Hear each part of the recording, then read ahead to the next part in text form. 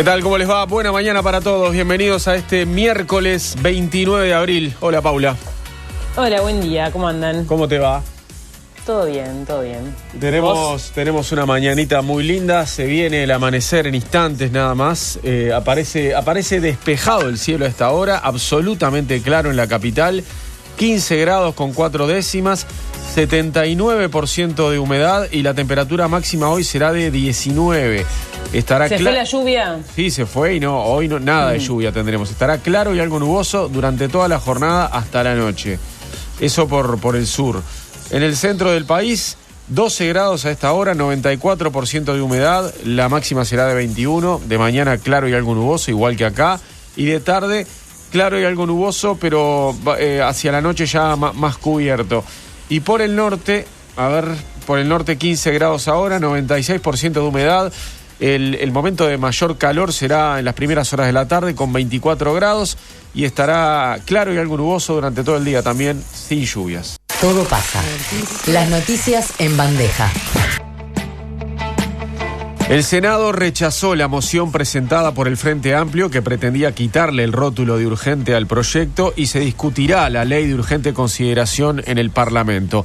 De esta manera se conformó la comisión de 15 senadores para el análisis de la LUC y ese trabajo comienza hoy miércoles en el Palacio Legislativo.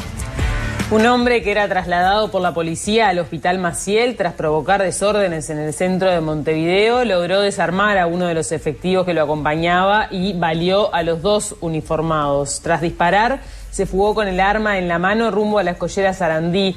Varios patrulleros y unos 20 policías llegaron hasta el lugar y cuando el atacante se vio rodeado, le apuntó con el arma a uno de los efectivos que repelió la amenaza y lo abatió. El SINAE informó que hasta el momento hay 3 residenciales con casos positivos de coronavirus. En uno de ellos hay 37 personas contagiadas, en otros 6 y en el último 2. En el hogar donde la situación es más compleja ya se realizó la intervención técnica diaria y habrá una vigilancia epidemiológica por parte del Ministerio de Salud. Ya hicieron los primeros hisopados en los 3. El presidente Luis Lacalle Pou se comunicó con su par argentino, Alberto Fernández, tras la decisión de ese gobierno de retirarse de las negociaciones comerciales del Mercosur con otros países. Según informaron los voceros presidenciales de acá y de allá, los mandatarios coincidieron en señalar que fue una charla cordial que reafirma los estrechos vínculos entre ambos. Netflix está trabajando en una nueva serie de antología llamada Distancia Social y ambientada durante la pandemia de coronavirus, que se adapta al cierre de la producción de Hollywood mediante el uso de actores en cuarentena. Jenji Kohan, creadora de Weeds y Orange is the New Black, está produciendo la comedia en la que los actores se filmarán desde sus propios hogares. Los guionistas ya se encuentran escribiendo y la producción comenzará en pocas semanas.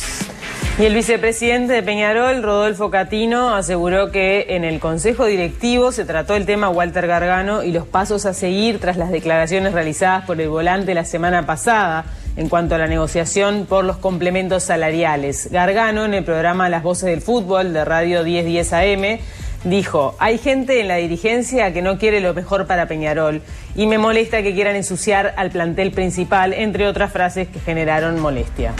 De 7 a 10, todo pasa. Esta mañana tenemos de todo, vamos a desarrollar la información a continuación. Estaremos conversando con Francisco del Gaudio, presidente de la Unión de Trabajadores del Transporte Marítimo, Aéreo y Terrestre. Vamos a hablar un poco de la actual situación de los tripulantes que todavía quedan en el crucero Greg Mortimer. También vamos a charlar con el economista Gabriel Odone sobre las 8 de la mañana y más tarde con la senadora Carolina Cose. Eso entre otras cosas, Pau. Sí, un programa cargadito vamos a tener, ¿no? Sí, también como es el Día de la Danza, hoy estaremos charlando con José Miguel Onaindia del Sodre. Y hay columna del Pelu, por supuesto. Y hay columna del Pelu. Vamos a hablar de los casos de coronavirus en Uruguay. Ayer se confirmaron 5 nuevos casos de COVID-19 en nuestro país. El Sistema Nacional de Emergencias divulgó el informe diario de situación de la pandemia. Según estos datos, durante la jornada pasada se realizaron 635 análisis con 629 resultados negativos y 6 positivos. De estos 6 positivos hay 5 personas nuevas con el nuevo coronavirus. Respecto a la cifra de casos, lo que genera tranquilidad es que en esta semana en la que nosotros estaríamos viendo los efectos del retorno de la construcción, que fue hace 15 días, no estamos viendo grandes casos, salvo el sábado cuando se dieron muchos, pero por el episodio en los residenciales, ¿no? O sea que sigue habiendo poquitos casos positivos por día, ¿no? 5 personas nuevas con COVID-19. De esta manera son 625 los casos positivos confirmados de la enfermedad desde el 13 de marzo y de ese total casi 400 ya se recuperaron, 394 en total, y hay 216 personas que vienen cursando la enfermedad. Además hay 11 personas en CTI, en cuidados intensivos, y ninguna en cuidados intermedios. Del total de casos positivos confirmados, 95 corresponden al personal de la salud, 66 de ellos ya se recuperaron y 29 están cursando la enfermedad. Les contamos ahora que desde el 13 de marzo, día en que se declaró la emergencia sanitaria, ya se procesaron 18.140 test con 17.438 resultados negativos y 702 positivos. Los departamentos con casos confirmados al día de hoy son Canelones, Colonia, Durazno, Maldonado, Montevideo, Río Negro, Salto, San José y 33. El SINAE agregó anoche información sobre los residenciales de ancianos y los asentamientos.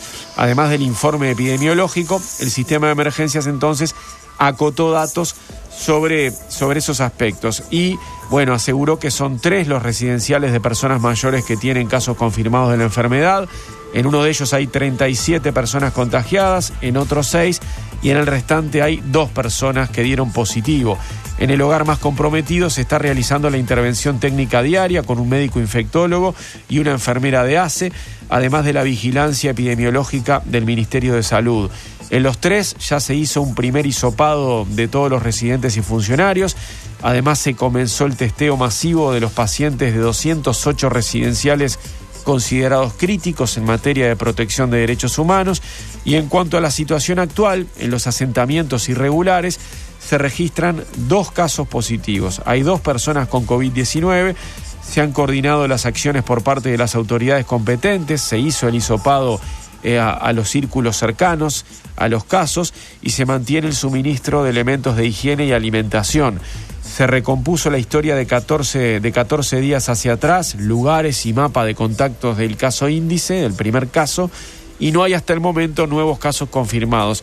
En uno de los asentamientos se reabrió una policlínica de ACE que permanecía cerrada y ahora funciona normalmente con los protocolos de seguridad para los pacientes respiratorios, contando con insumos, material de protección e hisopos y también con la entrega de medicación a la gente.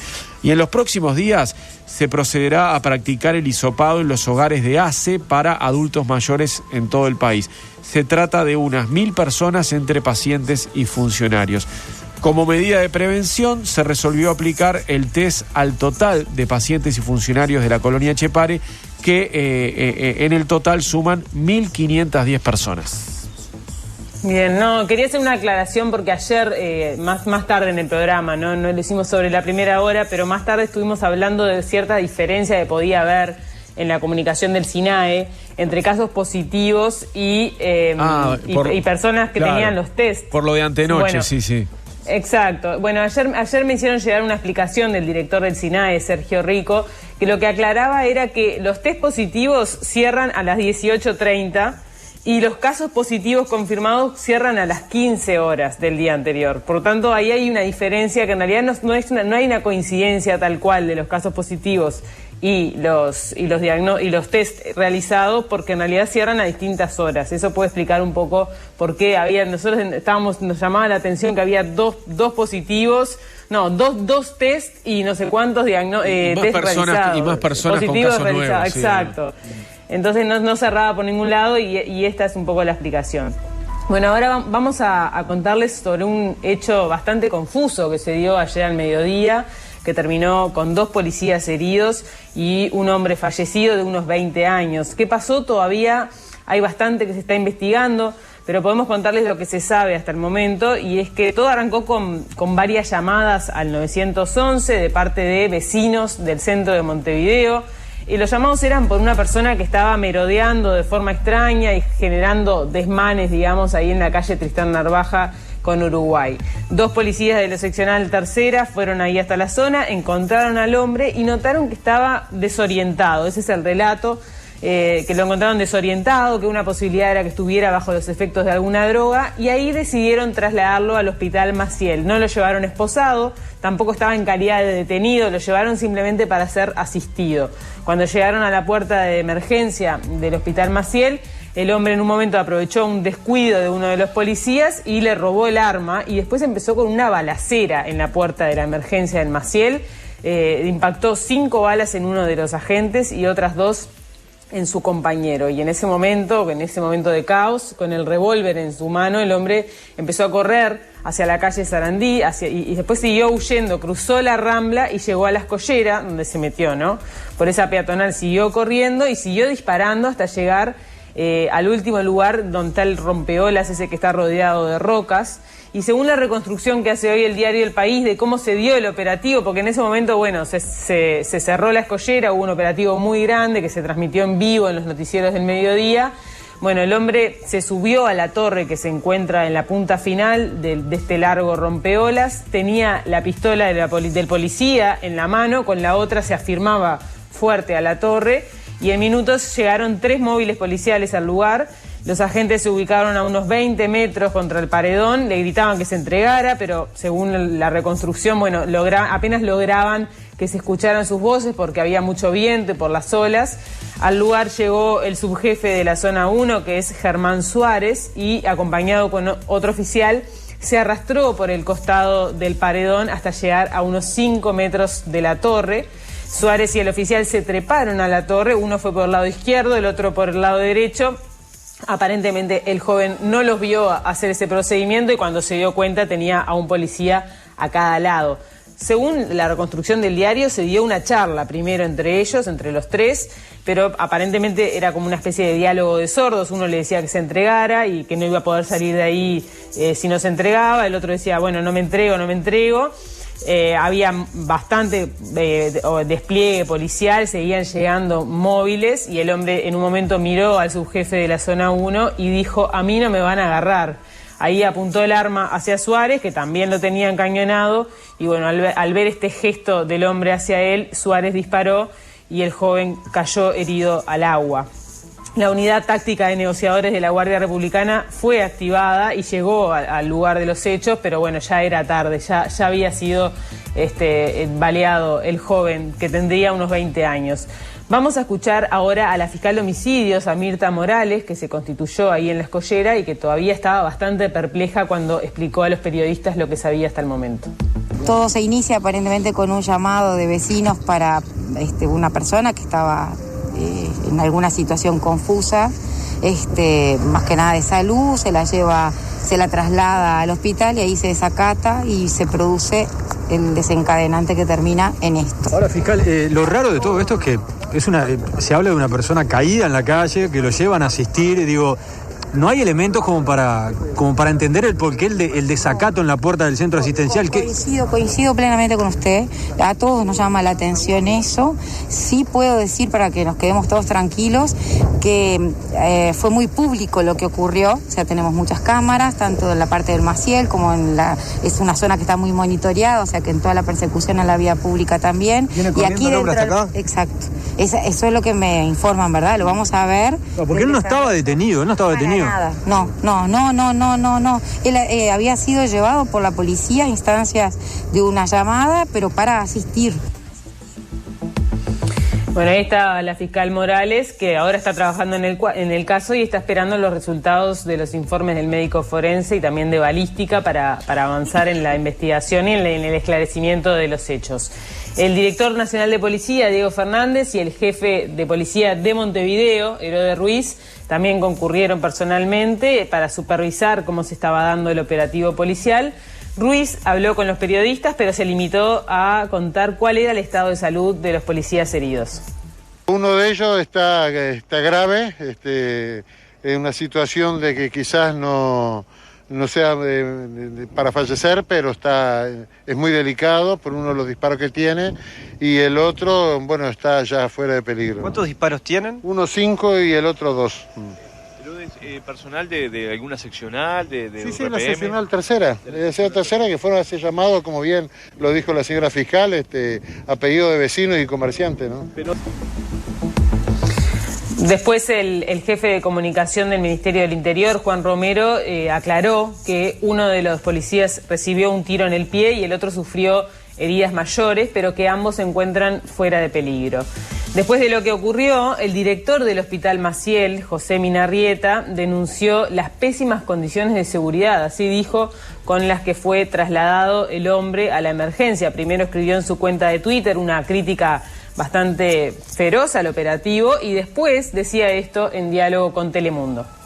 Ya es una tragedia, pero recordamos que hace varios años, bastantes años, pasó algo similar y murió un enfermero en una situación distinta, pero en la cual también hubo un tiroteo.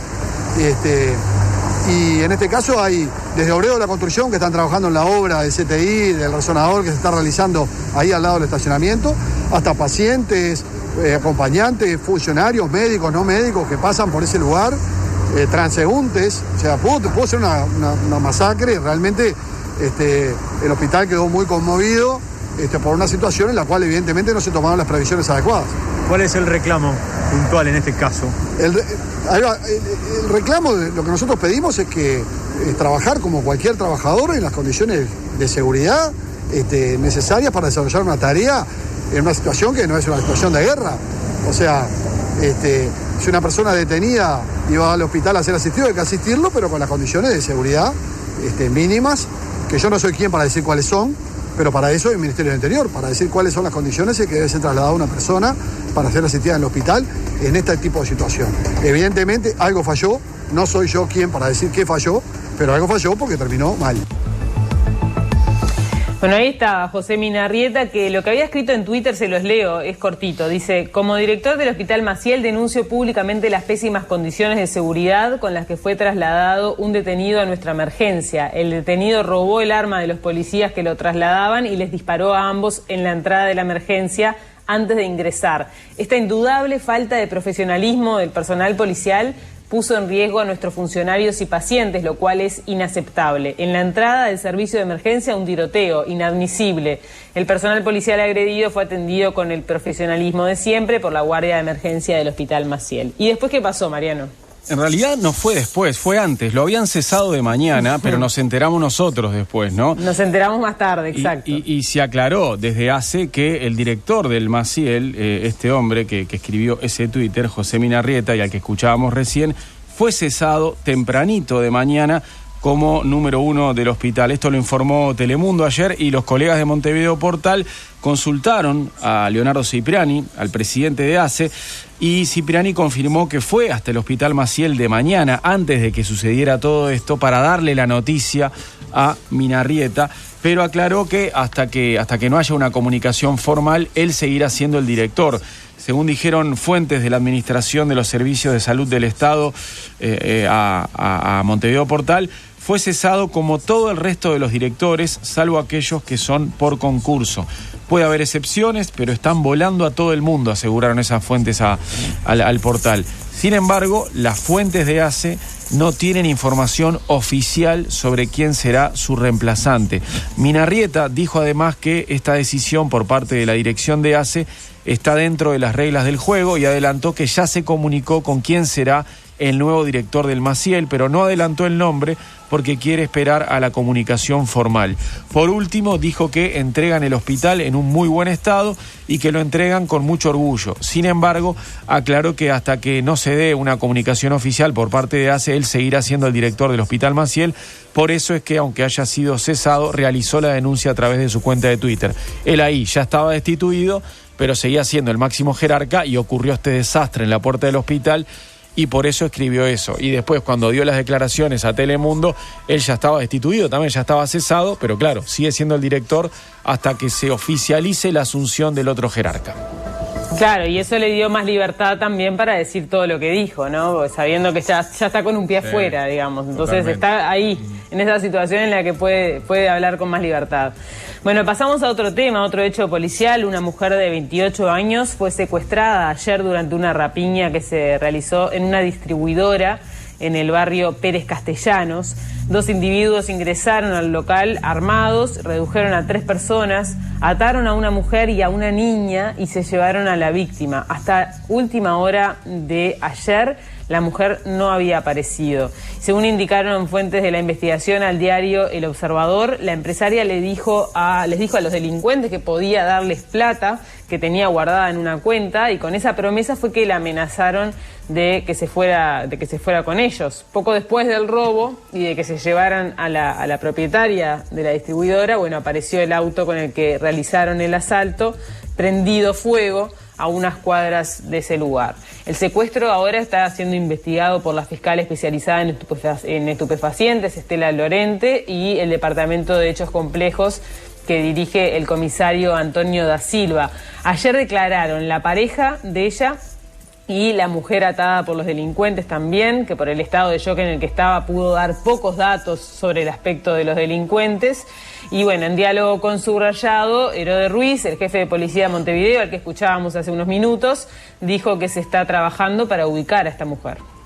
Es un tema muy delicado, no voy a dar ninguna información porque queremos primero ubicarla a ella y después sí dar toda la información que sea posible, tomar estado público. Hoy por hoy se da en un marco de una rapiña, sí, pero vamos a esperar porque es muy delicado. Hay una persona privada de libertad, por lógica.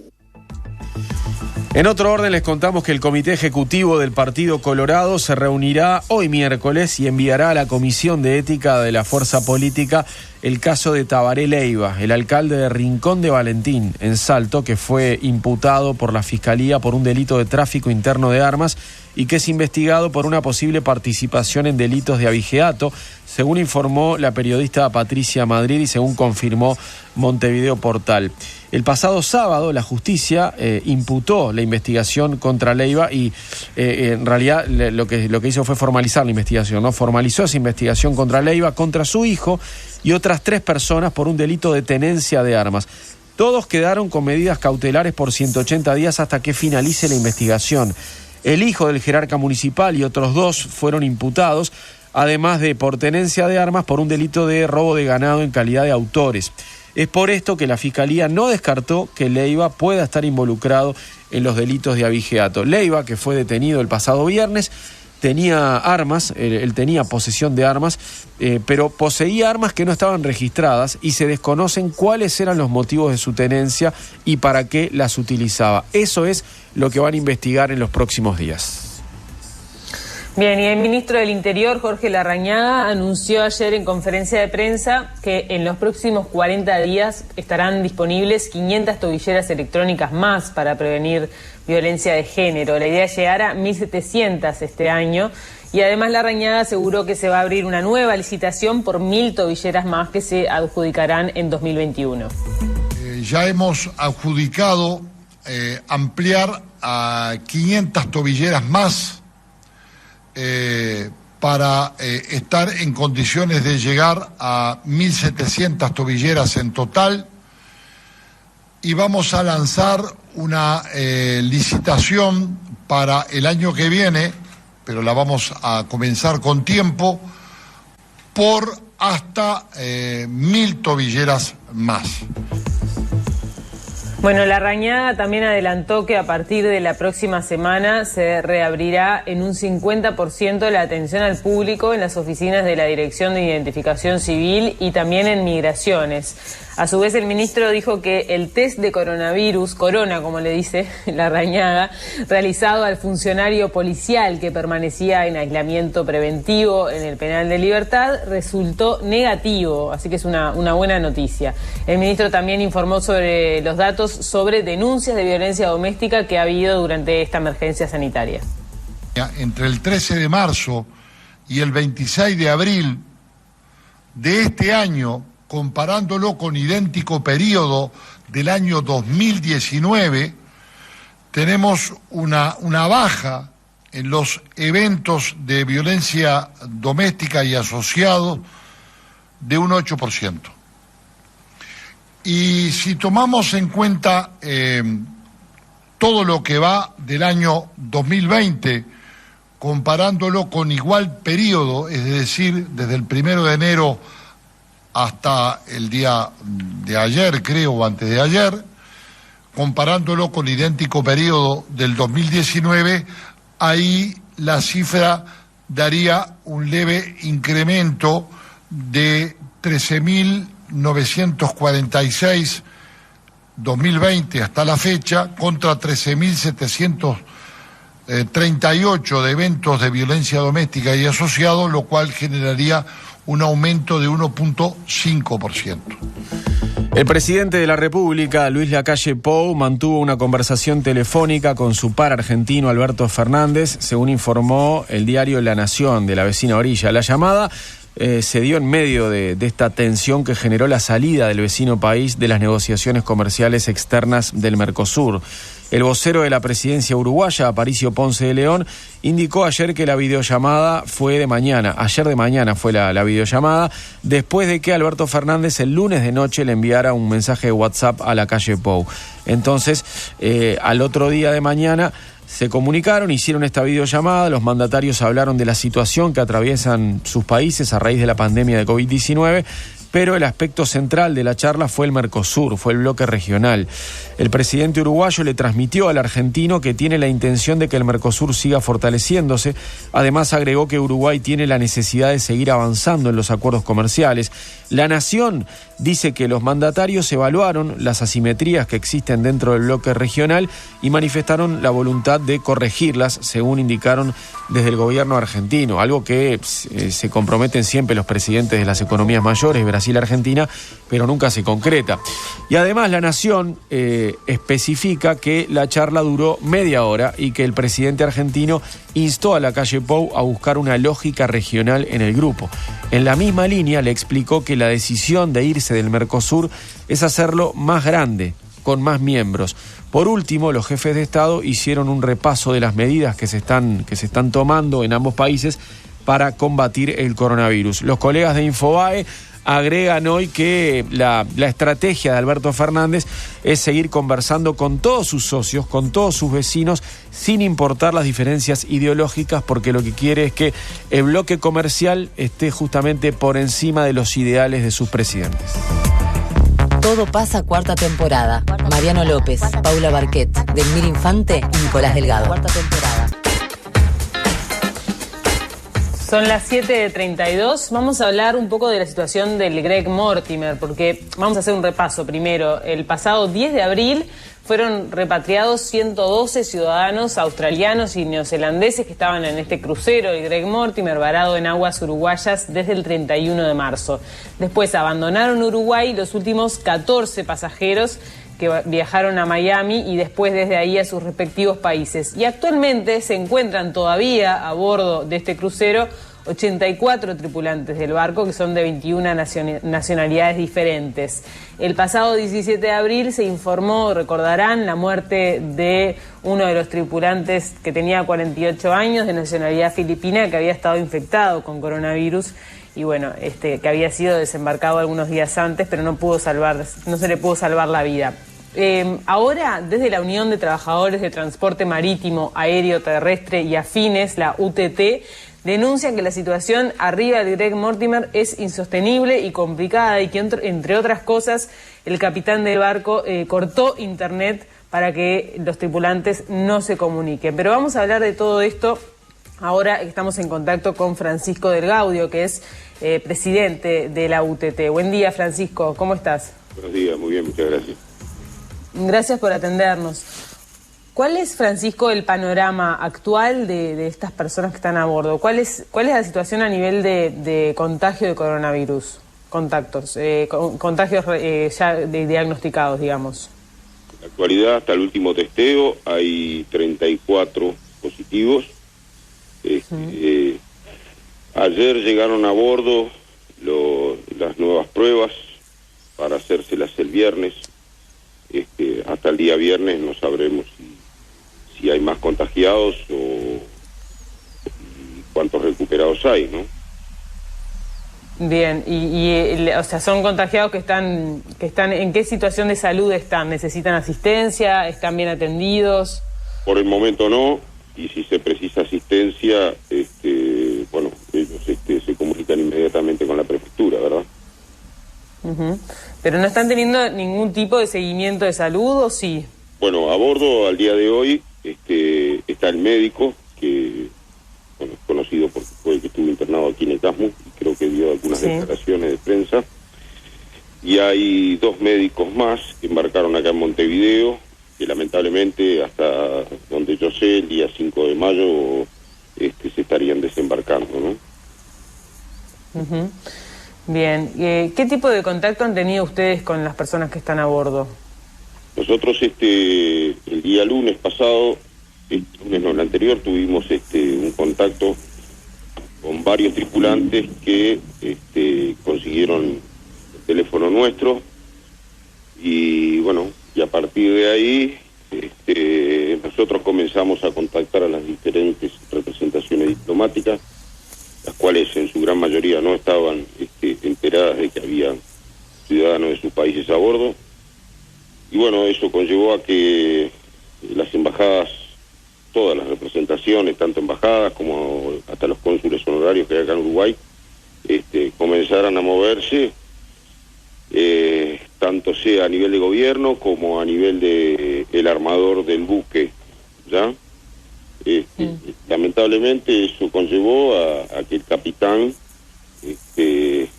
tomara ciertas represalias, entre ellas, digo, el corte de internet, no siempre, pero los corta cada tanto y los deja incomunicados.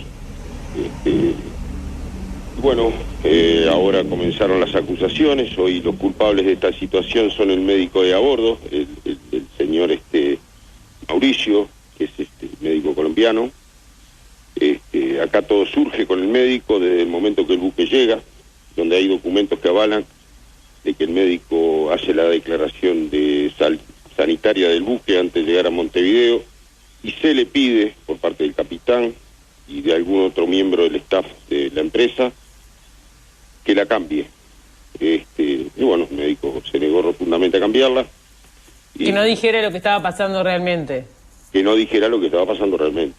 Es decir, bueno, hay conversaciones telefónicas grabadas, hay correos electrónicos, donde se puede probar eso. Bueno, el capitán tomó esas medidas para con el médico, con el oficial de seguridad del buque, se lo acusa de desacato, cuando en realidad el oficial del buque, bueno, fue uno de los que nos contactó, pero además el oficial del buque es quien le reclama al capitán que se cumplan con los protocolos. El capitán llegó a decirle tanto al oficial de seguridad del buque como al médico a bordo de que el buque no estaba en cuarentena. Y todos sabemos que el gobierno uruguayo lo declara en cuarentena, y el buque está en aguas jurisdiccionales uruguayas. O sea, está cumpliendo la cuarentena y recién después de cumplir ese tiempo es que se puede retirar. No. Esa es la situación. Ver, la situación es, el barco no puede navegar 15, 20 días con infectados a bordo, eso es un hecho. Hasta tanto, bueno, no den negativo, el barco no se va a poder ir. Claro. Ahora, bueno, creemos que esto debe nunca acabar. El marino que ustedes dijeron que falleció, según las notas de prensa, lamentablemente nosotros no accedimos a nada oficial, tenía una sobrecarga viral, algo que nos confirma el médico de a bordo, ¿verdad?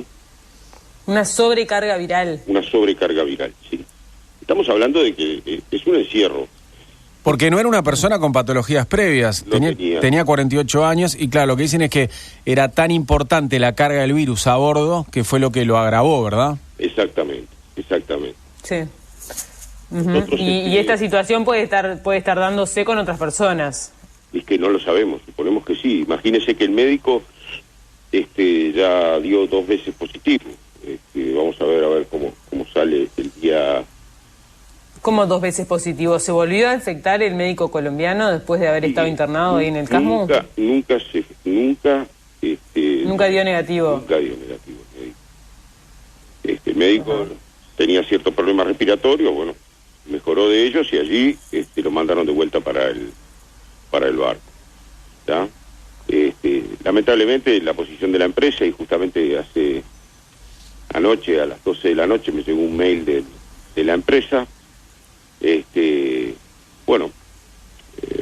por supuesto echa culpa al médico de a bordo y al oficial de seguridad. ¿Y por qué? O sea, ¿qué dice concretamente el mail en relación a ellos? El mail es muy extenso, pero bueno, en el mail el CEO de la empresa se queja de la prensa uruguaya, que ha estado escuchando falsedades del médico y del oficial de seguridad, y que estas falsedades son las que están causando el descontento a bordo, ¿verdad? Después, ¿el descontento a bordo se ha denunciado por vías oficiales, digamos? Sí, claro. ¿A quién? ¿A la empresa? A la empresa, a las delegaciones diplomáticas, y estas entiendo yo que se la están comunicando al Ministerio de Relaciones Exteriores, no por lo menos lo que me comunican a mí. Y no hay respuesta de Cancillería todavía. Todavía no. ¿Qué respuesta han tenido? Todavía no, hasta donde nosotros sabemos por parte de algunos representantes, que Cancillería no tendría inconveniente en hacer un cordón sanitario desde acá del puerto al aeropuerto, siempre y cuando haya un avión esperándolos. El tema que, los costos de un avión son altos. Imagínense que acá hay 21 nacionalidades diferentes, en algunos casos son uno de esa nacionalidad. Muy difícil poner un avión para una persona, y más en el caso que de positivo, que es lo que nos está pasando, por ejemplo, con los 3 nicaragüenses que están a bordo y el guatemalteco, que son positivos. Los hondureños que están al lado, por decir de alguna manera, son 13, y tenemos 3 positivos. Si nosotros tuviéramos la posibilidad de un avión que hiciera, no lo sé, Tegucigalpa, ahí se podrían ir todos. El problema es que a su vez a eso se le suma que en el caso puntual Guatemala no lo recibiría porque está infectado, ¿no? Al ciudadano guatemalteco. O sea, su propio país no lo recibiría, porque en realidad los países están recibiendo a sus compatriotas infectados. Se hace todo un dispositivo con cuarentena. O sea que la embajada guatemalteca informa que, por más que sea compatriota, si dio positivo, no puede entrar. No, a ver, Mariano, yo creo que lo que está haciendo el gobierno uruguayo para con los uruguayos que están en el exterior es único. Yo no sé si hay otro país que esté haciendo esto. Ajá. Realmente, digo, es una pedaleada bárbara la que están haciendo. En este caso es así. La embajada de Filipinas, que tiene 27 tripulantes a bordo, sé y doy fe, por intermedio de su cónsul honorario en Uruguay, doctor Ferrari, que han hecho hasta lo imposible y lo siguen haciendo para con el armador a los efectos de repatriar a la gente, ¿no? Hasta ahora no han tenido éxito. El armador en su nota de anoche me dice de que la idea es desembarcar a toda la tripulación que no es de seguridad en Montevideo y repatriarlos una vez que den negativo. Honestamente no sé. Digo, en la situación que estamos, nadie sabe si esto se puede volver a contagiar o no, ¿verdad? Entonces, o sea, si puede haber una reinfección, dice. Exacto, eso no lo sé. Yo creo que no lo sabe nadie. No se sabe. Usted decía en declaraciones con Montevideo Portal que se está frente a una situación de riesgo extremo para los tripulantes y que se está tratando de hacer gestiones justamente para evitar más muertes. A ese punto es que se estima que está la situación en el barco. Sí. Y a ver, esto no lo hablamos con cualquier tripulante, esto lo hablamos con los médicos de a bordo y es así. Es así. Aparte, imagínese que si para usted hoy tenemos una campaña publicitaria en Uruguay donde dice que el encierro puede ser difícil, imagínese en un barco fondeado en el medio del río, adentro de un camarote, si será difícil, y lejos de la familia. ¿No? Es aún más difícil. Eso crea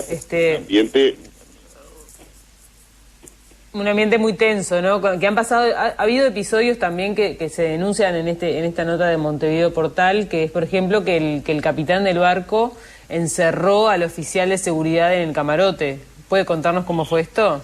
Bueno, el oficial de seguridad del buque, señor Lucas, es polaco, ha discutido en varias oportunidades con el capitán por cómo se llevan a cabo los protocolos de a bordo. El capitán, yo creo que a esta altura todavía no ha entendido que están en cuarentena, por las actitudes que asumen. A raíz de todas esas cosas, y bueno, entre otras también, que el oficial le hizo saber al capitán que él no iba a hacer el viaje a Canarias, ¿ah?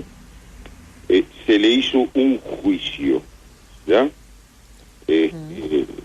Bueno, el juicio del capitán decidió desembarcarlo con notoria mala conducta y mantenerlo encerrado en su camarote. Cuando a este oficial, hace 15 días, le hicieron la evaluación y es el mejor de la escuela, ¿no? Ya tiene todas las mejores notas. Yo creo que se le está yendo de las manos al capitán la situación, lo que es entendible también, ¿no? Cumple órdenes, sin duda alguna, ¿no? Pero acá lo que tenemos que buscar de alguna manera es una solución para comenzar a desembarcar a aquellos tripulantes que hoy son negativos, darles la posibilidad de una cuarentena y bueno, y de alguna manera después comenzar a repatriarlos. Es una situación muy embromada, ¿no? ¿En qué quedó el gobierno? O sea, ¿la Cancillería quedó en responder algo por estas horas? No, por el momento nada. No tenemos nada. Ya le digo, la Cancillería lo que está es en contacto con las delegaciones diplomáticas. Bien, Francisco del Gaudio, presidente de la Unión de Trabajadores del Transporte Marítimo, Aéreo, Terrestre y Afines. Muchas gracias por atendernos. No, muchas gracias a ustedes. Que pase bien, Francisco. Que pase bien. Todo pasa, el periodístico de Océano. Tiempo pasa. El tiempo pasa. Todo pasa. Tenemos 16 grados ya en el sur del país, está claro en todo el territorio, un poquito nuboso en el norte, nomás en Artigas y en Salto, después el resto del país está absolutamente claro, así que disfruten de este sol. 16 grados ahora, la máxima será de 19 y estará así durante toda la jornada, claro y algo nuboso, y un poquitito nuboso nada más. Por el centro del país, 12 grados ahora, 95% de la humedad, y la máxima será de 21, claro y algo nuboso en la mañana, y de tarde, después de las 3, 4 de la tarde, ahí hay un mínimo aumento de nubosidad. Por último, en el norte, ahí sí está un poquitito, está claro y nublado, digamos, claro y nuboso. La temperatura en este momento en Artigas, Rivera y Salto 15 grados, la máxima será de 24, pero se va a ir despejando y ya de tarde va a estar claro y algo nuboso igual que en el resto del país. No hay pronóstico de lluvia, recién el agua podría venir mañana al mediodía. Todo pasa, todo pasa, con Mariano López y Paula Barquet. Vamos a hablar de qué pasó ayer en el Senado. Arrancó el debate por la ley de urgente consideración y la bancada del Frente Amplio planteó, entre otras cosas, que es inconstitucional. Esto que ya se venía diciendo desde hace tiempo cuando se presentó recién el borrador de anteproyecto. Bueno, ayer se reiteró esto. La moción que presentó la oposición, el Frente Amplio, planteaba levantar este rótulo de urgente consideración al proyecto de ley bajo el argumento de que no legisla sobre cuestiones urgentes y que por los tiempos establecidos para su tratamiento y la cantidad de artículos que contiene, que son más de 500, representa un verdadero avasallamiento a la democracia y al sano intercambio que debe tener el Parlamento. Así decía la moción que presentaron. Sabían que no corría, que no tenían los votos, pero lo tenían que hacer igual. O sea, exacto. Era una batalla que ya se sabía que la perdían, pero bueno, era bueno plantear el debate de pique. Qué impresionante ver al Frente Amplio ahora en este rol, ¿no? Haciendo cosas en el Parlamento como hacía antes la oposición de los otros partidos que planteaban cosas que ya sabían que no iba a salir, ¿no? No sé, a vos vos ya te acostumbraste o todavía te sorprende. No, lo de ayer fue muy particular, Eva, ver al frente perdiendo una de estas y ver a blancos y colorados ganando es extraño, no estábamos acostumbrados. No, bueno, la moción decía que se trata de un proyecto que podría subdividirse en al menos 30 proyectos de ley. Los legisladores frenteamplistas presentamos esta moción buscando que este cuerpo recapacite, buscando que el tratamiento de la norma que nos fue remitida se le dé un tratamiento normal, que es el procedimiento ordinario que está establecido en nuestra Constitución. Que no se utilice este mecanismo excepcional. Bueno, y el senador Charles Carrera, del Frente Amplio, planteó además que la ley de urgente consideración viola el artículo 160 de la Constitución porque no llevó la firma de todos los ministros. En concreto, las que faltan en el proyecto son las del canciller Ernesto Talvi y la firma de la ministra de Vivienda, Ordenamiento Territorial y Medio Ambiente, Irene Moreira. Y a raíz de este planteo, Beatriz Argimón, la vicepresidenta y presidenta del Senado, explicó que la Constitución habilita al Consejo de Ministros a presentar un proyecto de urgente consideración con la firma de la mayoría de sus integrantes. Hemos abordado el tema en todo su rigor, recopilando diversos materiales a lo largo de la historia democrática que amparan la decisión de dar ingreso al proyecto de ley, y vamos a proceder a la lectura, tal como se lo mencionaba al doctor Charles Carrera, del artículo 162 de la Constitución de la República. El Consejo celebrará sesión con la concurrencia de la mayoría de sus miembros y se estará a lo que se resuelva por mayoría absoluta de votos de miembros presentes. Lo que estamos haciendo es mantener lo que fue el criterio histórico de esta Casa, amparado en el artículo 162 de la Constitución de la República, esto solo a los efectos informativos del criterio utilizado por la mesa. Ahí estaba Argimón saldando este debate que se llevó buena parte del día, ¿no? El tema de la falta de las dos firmas, si eso inhabilitaba de alguna manera. El Frente Amplio especuló con esto en un momento, después quedó saldado se quedó descartada esa posibilidad, ¿no? El debate en el Senado mismo, en el Parlamento, se extendió por 8 horas y tuvo algunas particularidades, entre ellas el debut como legisladora de la madre de Juan Sartori, que es su segunda suplente en el Senado, se llama Rosina Piñeiro. Y el Frente también cuestionó la oportunidad en que se presentó esta ley de urgencia porque considera que el país vive una emergencia sanitaria que todos conocemos, que fue decretada por el Poder Ejecutivo sin plazo de finalización. Sin embargo, el Frente agrega que el proyecto no incluye ni un solo artículo que contemple ese aspecto verdaderamente urgente para los uruguayos. En caso de que venzan los plazos para su aprobación, la ley de urgente consideración quedará aprobada y por esta razón la senadora Carolina Cose, con quien estaremos hablando en un ratito, aseguró que este proyecto es una herida profunda en el ordenamiento democrático y republicano de nuestro país porque atenta contra la separación de poderes, dijo ella. Y en respuesta a estas consideraciones, la senadora nacionalista Graciela Bianchi dijo que la moción presentada por el Frente Amplio es, a su vez, una declaración de guerra. Es romper los puentes, dijo Bianchi, antes de tenderlos.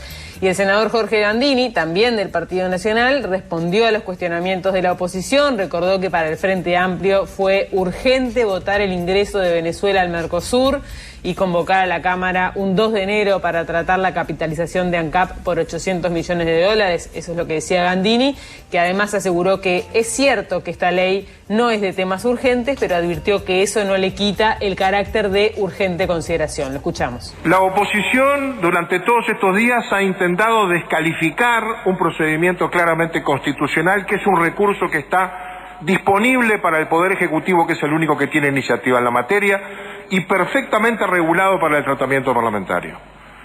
Y ha pretendido confundir y poner varias excusas, que es larga, que es ómnibus, algunos corrigieron esa expresión con que más que ómnibus es ferrocarril, que no hay tiempo, que la sociedad no va a poder opinar, y que agravia o que lesiona la libertad de los que tienen que venir a opinar, y que además los temas no son urgentes. Pues la primera confusión es esa. Esta no es una ley de temas urgentes. Es una ley de urgente consideración. Es decir, lo que reglamenta es el tiempo en el que el Parlamento tiene que aprobarla y le dice al Parlamento, si no la aprueba queda aprobada igual, y por lo tanto pone allí una espada de Damocles diciendo al Ejecutivo, tomo la iniciativa, les doy para que discutan en determinados tiempos y regula en varios literales del 168 los tiempos de cada Cámara y cuándo en cada caso queda aprobada si no se cumplen esos plazos. Y esa es la urgente consideración y esa es la regulación. En ningún lado habla cuáles son los temas urgentes.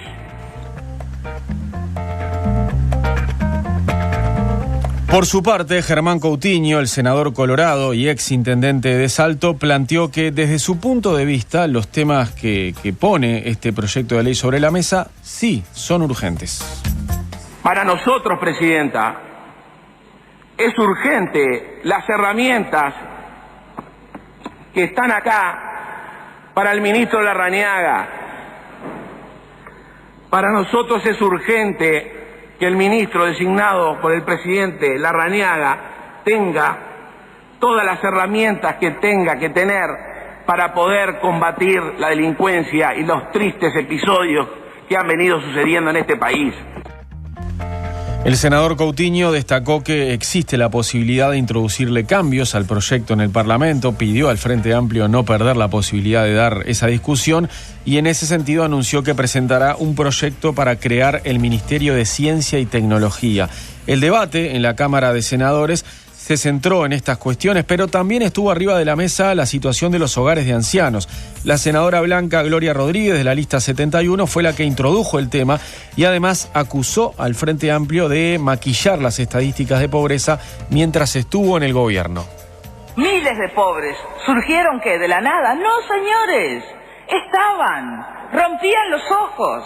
Simplemente que maquillábamos, y lo digo y lo reitero, maquillábamos las estadísticas, porque ya está bueno.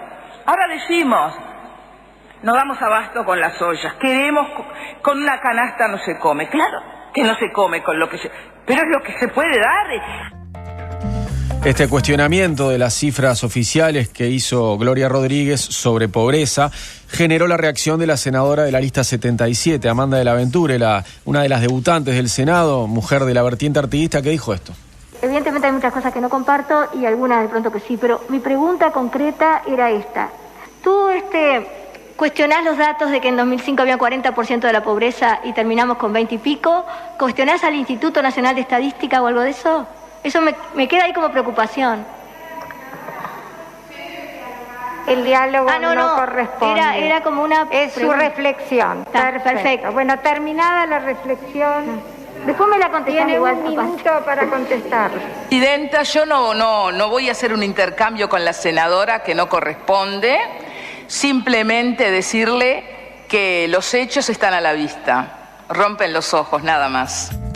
Ahí estaba Beatriz Argimón, la presidenta del Senado, tratando de controlar un poco la situación y de que no se generara un debate, así un intercambio que no se puede dar en esa instancia en la Cámara Alta. Claro, y además tratándose de vos, ¿no? De tú. Sí, tuteándose. También, viendo un poco el protocolo, tuteándose.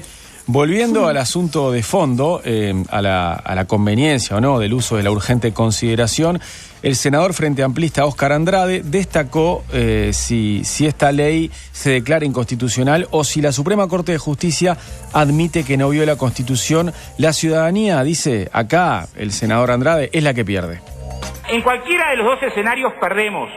Uno, porque generamos un grado de inestabilidad muy fuerte si se declara inconstitucional, y otro, si se declarara constitucional, porque el equilibrio entre poderes claramente se desbalancea de manera notoria. Este tipo de leyes, a diferencia, es la única ley que aunque no la aprobemos queda como ley. Pasado el plazo alcanza con que no tomemos partido para que quede como ley. Es un procedimiento que deja al poder legislativo en franca debilidad. Y acá, en esta instancia, donde está representado todo el pueblo uruguayo. En el gobierno está representado una parte del pueblo uruguayo, mayoritaria. Por 30.000 votos, pero mayoritaria. Ahora, inaugurar la tentación de que este sea el mecanismo principal, en caso de que se arregle a derecho, nosotros creemos que no, es un camino equivocado. Entonces tendríamos que ir a un segundo lugar. ¿Es equivocado pero es necesario? No, no es necesario. Hemos votado leyes acá de la mañana a la tarde. Y además, la coalición de gobierno tiene mayorías para poder darle el ritmo que quiera a las normas que apruebe. No necesita el procedimiento de urgente consideración para actuar con celeridad.